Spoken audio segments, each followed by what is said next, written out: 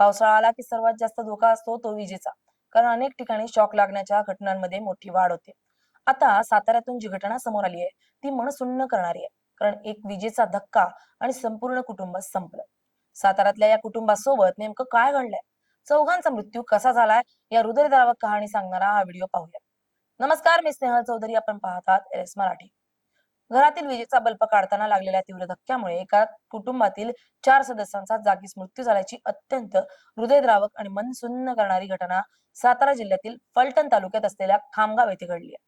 एका सदस्याला वाचवण्याच्या प्रयत्नात कुटुंबातील इतर 3 सदस्यांनी आपले प्राण गमावले असून या दुर्दैवी घटनेमुळे संपूर्ण फलटण तालुक्यासह सातारा जिल्ह्यावर शोककळा पसरली आहे. सतीश किसन शिंदे, त्यांची पत्नी गंगू सतीश शिंदे, त्यांचा मुलगा सचिन सतीश शिंदे आणि मुलगी आरती सतीश शिंदे अशी या दुर्घटनेत मृत्यू पावलेल्या दुर्दैवी व्यक्तींची नाव आहेत. एकाच कुटुंबातील 4 कर्त्या आणि तरुण व्यक्तींचा अशा प्रकारे अंत झाल्यानं खामगाव परिसरातील ग्रामस्थांना मोठा धक्का बसलाय.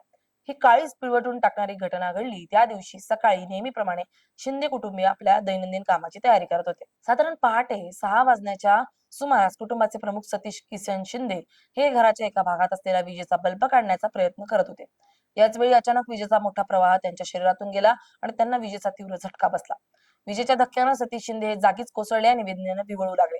आपल्या पतीला अशा गंभीर अवस्थेत पाहून त्यांना विजेचा धक्का लागल्याचं लक्षात येताच शेजारीच असलेल्या त्यांच्या पत्नी गंगू सतीश शिंदे या कोणत्याही परिणामाची तमा न बाळगता पतीला वाचवण्यासाठी पुढे धावल्या.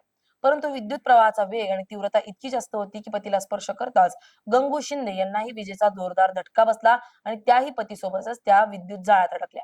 आई वडिलांना विजेचा धक्का लागून ते अत्यंत गंभीर स्थितीत असल्याचं पाहून घरात असलेली त्यांची तरुण मुलं सचिन आणि आरती अत्यंत घाबरले. आपल्या माता पित्यांचे प्राण संकटात आहेत हे पाहून त्यांनी क्षणाभराचाही विचार न करता आई वडिलांना त्या मृत्यूच्या विळख्यातून ओढून काढण्याचा प्रयत्न केला. मात्र विज्ञानाचा आणि विजेचा नेमका नियम अत्यंत क्रूर ठरला. सचिननं आई वडिलांना वाचवण्यासाठी हात लावताच त्यालाही विजेचा जोरदार धटका बसला. तोही तिथंच कोसळला.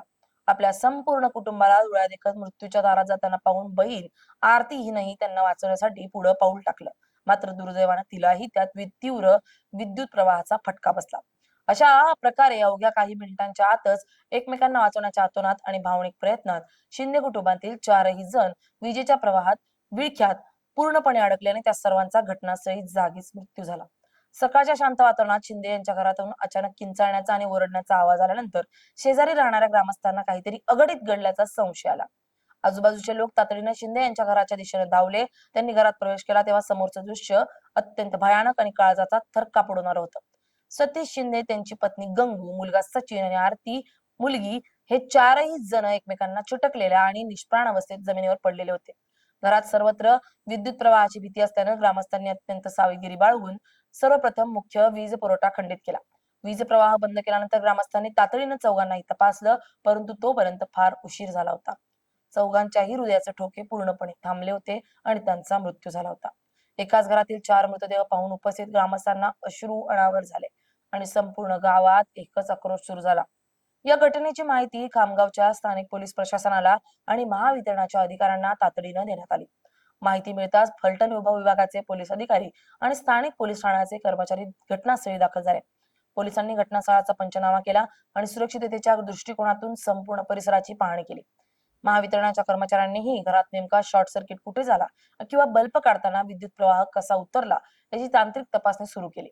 प्राथमिक तपासणीनुसार घरात वापरण्यात आलेल्या विजेच्या वायरिंग मध्ये काही दोष असण्याची किंवा बल्बच्या होल्डरमध्ये थेट विद्युत प्रवाह उतरल्याची शक्यता वर्तवण्यात आली आहे. पोलिसांनी 4ही मृतदेह शवविच्छेदनासाठी जवळच्या शासकीय रुग्णालयात पाठवून दिले असून अकस्मात मृत्यूची नोंद करण्याची प्रक्रिया सुरू झाली आहे. या दुर्घटनेनंतर संपूर्ण सातारा जिल्ह्यातून हळहळ व्यक्त केली जातीये. ग्रामीण भागामध्ये अनेकदा विजेच्या उपकरणांबाबत किंवा वायरिंगच्या सुरक्षेबाबत पुरेशी जागरूकता नसते, अशी चर्चा या निमित्तानं पुन्हा एकदा सुरू झाली आहे. घरामध्ये आर्थिंगची योग्य व्यवस्था नसणे, निकृष्ट दर्जाच्या वायरचा वापर करणे किंवा ओल्या हातानं विजेच्या उपकरणांना स्पर्श करणे यामुळे अशा प्रकारच्या दुर्घटना घडतात. तसेच जेव्हा घरातील एखाद्या व्यक्तीला विजेचा धक्का लागतो तेव्हा त्याला थेट हाताने वाचवण्याऐवजी लाकडी दांडकं, प्लास्टिक किंवा सुक्या कापडाचा वापर करून बाजूला करणं आवश्यक असतं. परंतु ऐन वेळी कुटुंबातील व्यक्तीला संकटात पाहून निर्माण होणाऱ्या भीती आणि काळजीपोटी लोक थेट धावून जातात, ज्यामुळे अशा जीवितहानीचा घटना घडतात. शिंदे कुटुंबाच्या बाबतीतही नेमकं हेच घडलंय आणि एका व्यक्तीला वाचवण्याच्या प्रयत्नात संपूर्ण हस्तखेळतं कुटुंब उद्ध्वस्त झालंय. खामगाव येथे घडलेली ही घटना केवळ एका कुटुंबाची शोकांतिका नसून ती संपूर्ण समाजासाठी एक अत्यंत गंभीर इशारा आहे. विजेचा वापर करताना प्रत्येकानं कमालीची दक्षता घेणं गरजेचं आहे. हेच या घटनेतून पुन्हा एकदा अधोरेखित झालंय.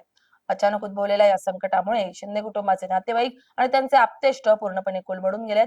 संपूर्ण गावात सध्या चूलही पेटलेली नाहीये आणि प्रत्येक जण या दुर्दैवी कुटुंबाच्या आठवणीत डोळे पुसताय. प्रशासनाने या घटनेची गंभीर दखल घेतली असून मृतांच्या नातेवाईकांना शासकीय नियमानुसार काही आर्थिक मदत मिळू शकते का याची चाचपणी सुरू आहे. Bureau report LS Marathi.